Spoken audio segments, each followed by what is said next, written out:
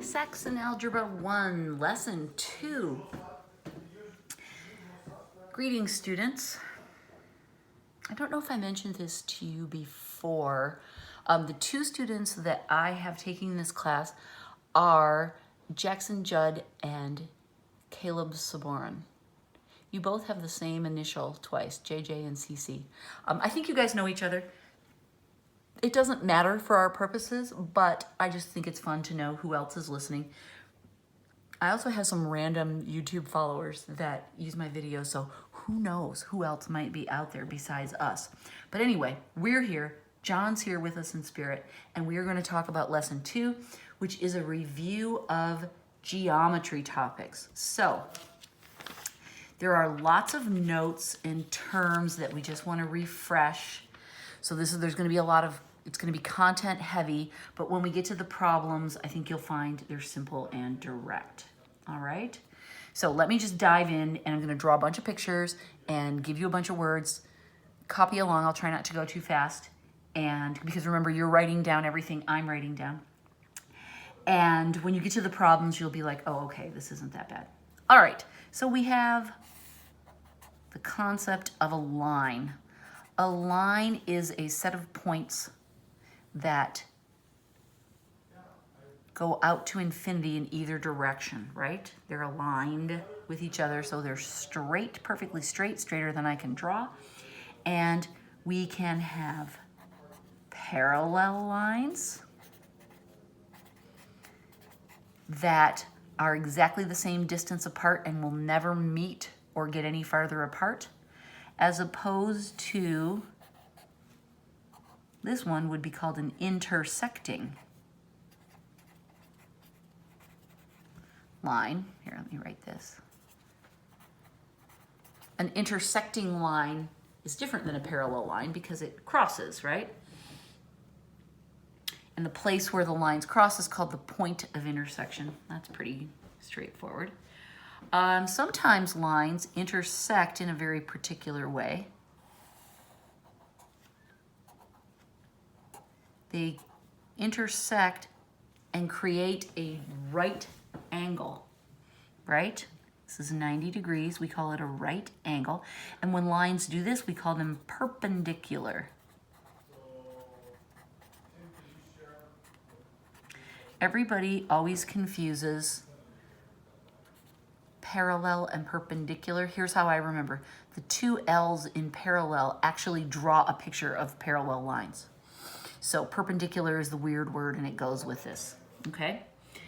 So now we're talking about angles. Angles are what happen when lines intersect and we look at just a corner of them, right? We have these right angles. If we look at just this much of the picture, we call this a straight angle. Oh, I wanted to write this down too. This is called a right angle. Okay? A straight angle goes across like that is 180 degrees, which we can remember because it's 90 plus 90, right? That's kind of cute. So there's 90 degrees in a right angle. There's 180 degrees in a straight angle. And I could have gone back to this picture, but let's draw a new one. If we look at a whole circle, how many degrees are in a whole circle? Well, each one of these quadrants is 90. So a circle equals 360 degrees. Huh, that's kind of cool, right? And I want to draw. I don't want to squeeze too much information onto the same picture or it just gets crazy and cluttered.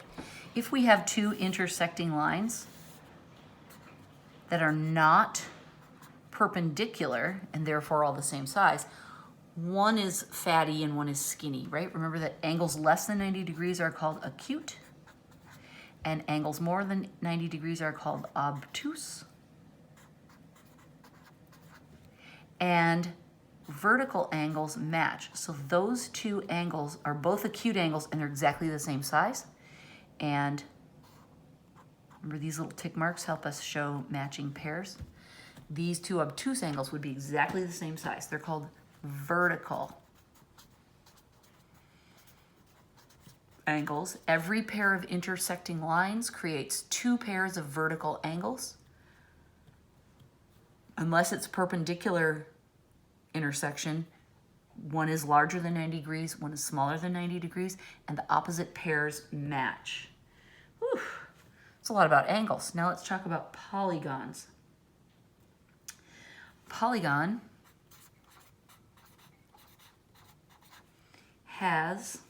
it's a special kind of geometric figure. It has straight sides and it is closed.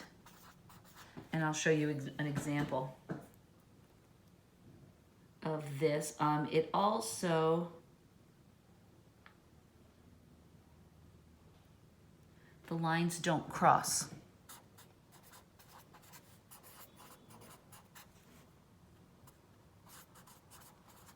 Okay, so these are three features of a polygon. So here are some pictures from the book. This is not a polygon because the lines cross.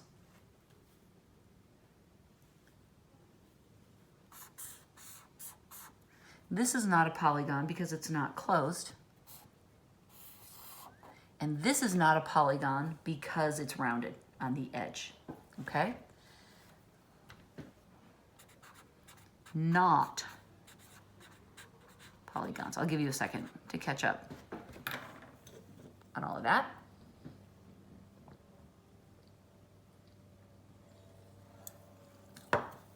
Okay, here are some proper polygons. I'll draw them a little smaller so we can fit more in. I'm trying to draw these imperfectly.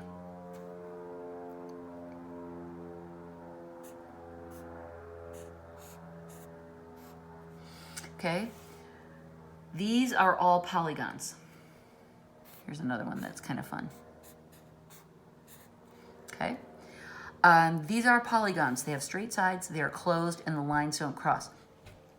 Polygons do interesting things, and we can study them in interesting ways based on the number of sides. Notice this is a three-sided. We call that a triangle, and it can have lots of different properties. This is 4. This is called a quadrilateral. And this is 5. It is a pentagon. And then there are more names for more sides. This is a hexagon, and they go on, but these are the ones we'll talk about the most, okay? So the number of sides that they have will determine some interesting properties. Now notice that these have kind of wonky shapes. We like to talk about what's called regular polygons. And what's cool about regular polygons is that they are more uniform. So they can be either equilateral, which means same side, right? The lengths of the sides are the same. Lateral means sides. So if we say a polygon is equilateral, that means the lengths of the sides are the same. We can have equiangular, which means same angles. Okay, so the angles can be the same. But what we're most interested in are shapes that are both equilateral and equiangular. We call them regular. Okay, that means, and it's funny because I always think they're not regular. They're like the most special ones of all. Look at the prism on my page. That's so fun. I have prisms in my window. They're the ones that we like because we can study them in interesting ways. So let me just draw 2 of the ones we'll see the most often. Here's a triangle that I'm trying to make as perfect as possible. If it's truly regular, then it would have 60 degrees in each corner, and all three sides would be the same length. And then a regular quadrilateral is what we would call a square. And that's going to have 90 degrees in each corner, and each side will be the same. Okay? So those are nice because we can do some calculations on them fairly easily, right? The last little bit of this lesson is on triangles. We've touched on some of this. We can have right triangles that have a right angle in the corner. We can have what's called an acute triangle, and that means that all the angles are less than 90 degrees. Are less than 90 degrees. We can have what's called an obtuse triangle.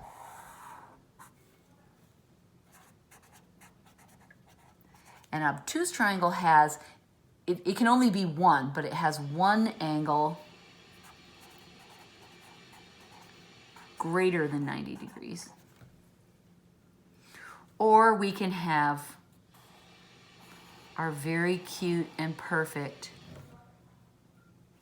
regular triangle that has matching angles and matching sides. Okay, so those are categories of triangles based on the angles. But we can also classify triangles based on the lengths of their sides. And that's where we have words you've probably heard before. Isosceles. An isosceles triangle has two sides that match. Or we can have, we can call it equilateral, but we can also call it regular. That's where all three sides match. Or we can have, these are hard to draw because they're so wonky. It's called scalene. And in a scalene triangle, all sides are different. Okay?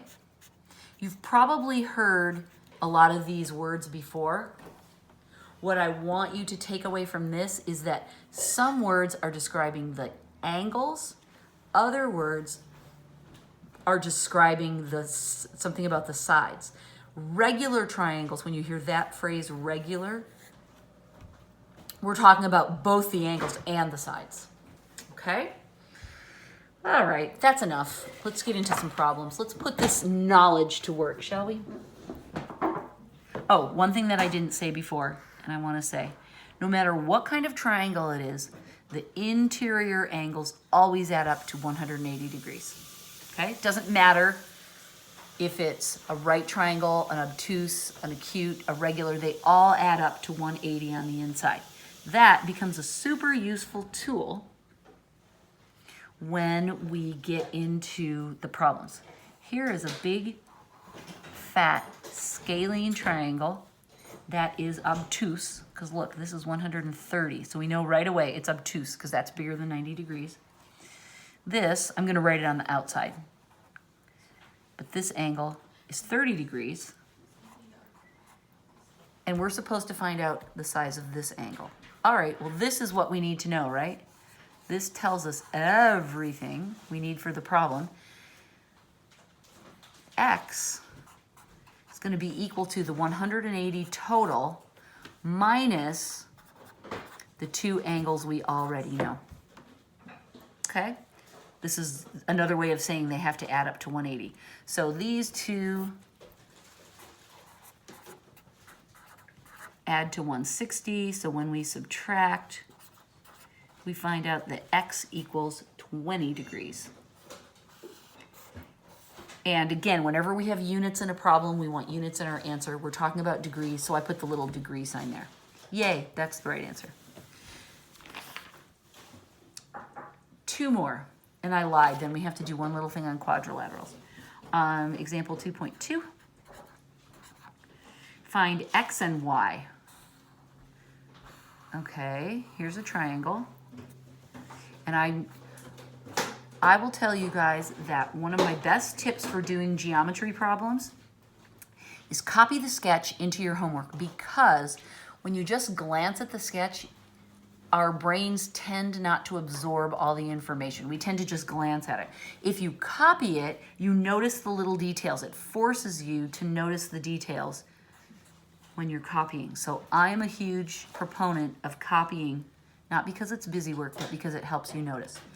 As I do that, I notice I put two of these little liney things here, but none down there. That reminds me, oh, this is an isosceles. Okay. Now, I also notice that I've got an x and a y, so I can't figure this out by just using this rule, the way we did here, because I have two variables.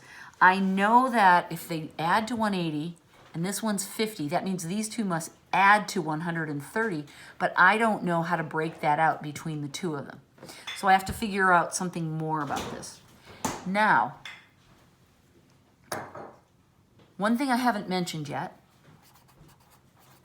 is that there's a relationship between angles and their sides. Okay?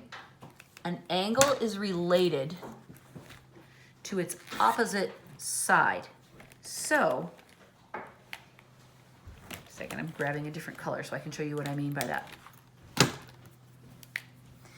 This side and this angle have a relationship to each other, and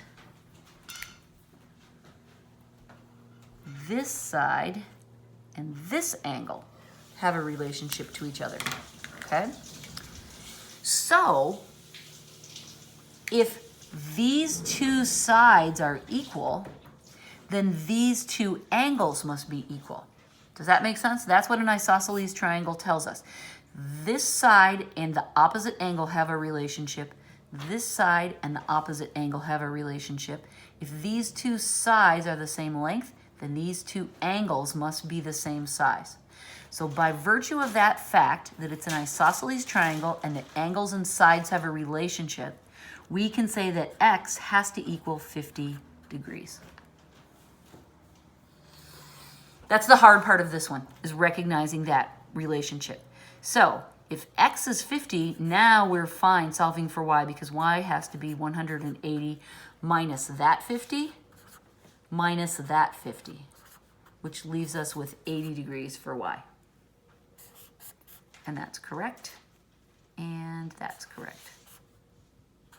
Okay, so this little trick is super useful. Example 2.3. Find x and y again. Okay. This one's kind of an obtusey. And I'm doing the angles first. This is 110.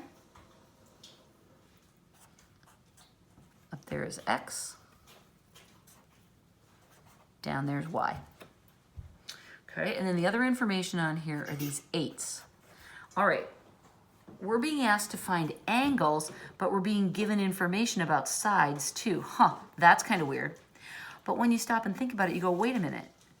This is the same number, so this is telling me, just like these tick marks did up here, this is telling me, oh, these are the same size. So these sides are the same length. So we have this same cool isosceles jam that we did before, where one side has a relationship with, wait, I did that wrong. This side goes with this angle, which is kind of hard to see. Obtuse triangles make it look a little weird. And this side goes with that angle. So if these guys are both 8, then x and y are both the same size, right? Right? This side and that angle, this side and that angle, they have to be the same, so we know that x has to equal y. Well, shoot, we don't know what either one of them is, but we know that x plus y has to equal 180, the total, minus 110, because that's what that angle is. So x plus y has to equal 70, and if x has to be the same as y, we can use these two pieces of information to deduce that x has to be 35 degrees and y also has to be 35 degrees. That way they add up to 70 and they're equal to each other. Yay, that's the right answer. Happy days, right? Okay, fabulous. And then the last little bit, I'm not even going to write it down, I'm just going to show you in the book.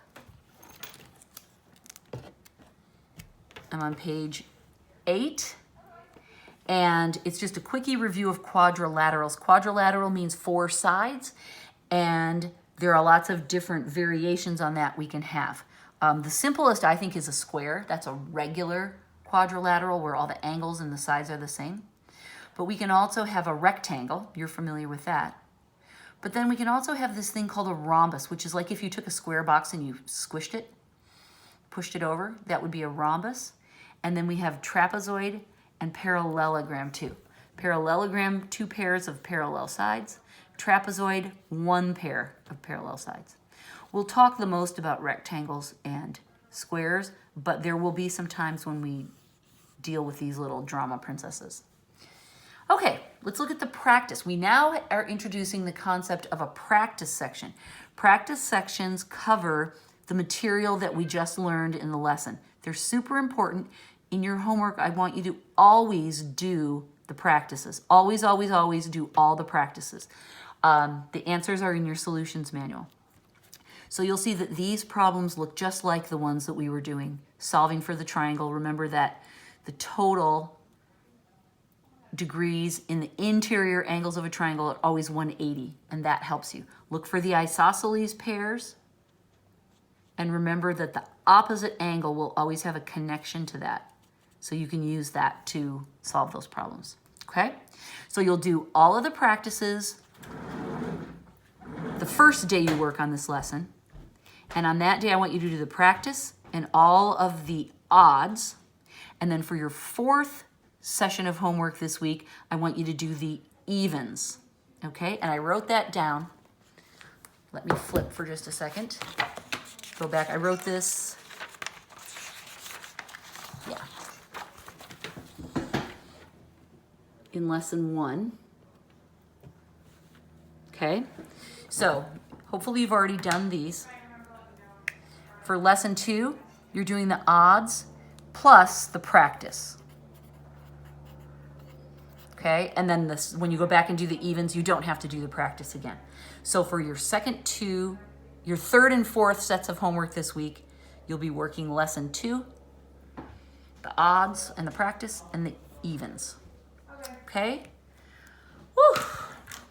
And so our first week is done. Good job, you guys. Work your way through. I will see you next week, and we're gonna have the same slow pace like this for next week as well. Lessons 3 and 4. All right, holler, text me, have your mom text me if you're confused about anything. Good luck.